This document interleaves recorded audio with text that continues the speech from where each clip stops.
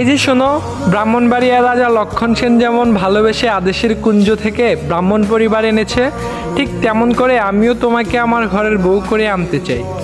শাহ সুফি হজরত কাজী মোহাম্মদ শাহ যেমন ব্রাহ্মণবাড়িয়াকে ভালোবেসে দিল্লি থেকে ছুটে এসেছে, ঠিক তেমন করে আমিও 7 সমুদ্র 13 নদী পাড়ি দিয়ে তোমার জীবনে আসতে চাই। পুতুল নাচের জন্য যেমন ব্রাহ্মণবাড়িয়া সেরা, ঠিক তেমনিভাবে আমিও তোমার জীবন সঙ্গিনী হিসেবে সেরা হতে চাই।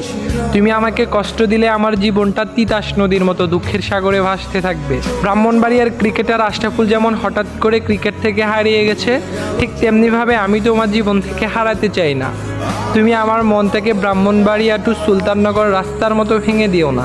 তুমি আমাকে বিশ্বাস করতে পারো, আমি কখনো তোমার জীবন নিয়ে নিয়াজ মোহাম্মদ স্টেডিয়ামের মতো খেলা করব না, আর ব্রাহ্মণবাড়িয়ার নায়ক আলমগীরের মতো তোমার সাথে কখনো অভিনয় করব না। আমি তোমার জন্য ব্রাহ্মণবাড়িয়ার গাটিয়ারা আল হাদিসের মতো এক নারীতে আসক্ত হয়ে থাকবো সারা জীবন। আমি হয়তোবা তোমারে দূরে কোথাও ঘুরতে নিয়ে যেতে পারবো না, কিন্তু ব্রাহ্মণবাড়িয়ার টাঙ্কের পাড়ে বসে তোমার সাথে ভালোবাসার গল্প করতে পারবো। তোমার মন খারাপে ব্রাহ্মণবাড়িয়ার ঐতিহ্যবাহী নৌকা বাইচ, মোরগ লড়াই, ঘোড়া দৌড় দেখাতে নিয়ে যেতে পারবো।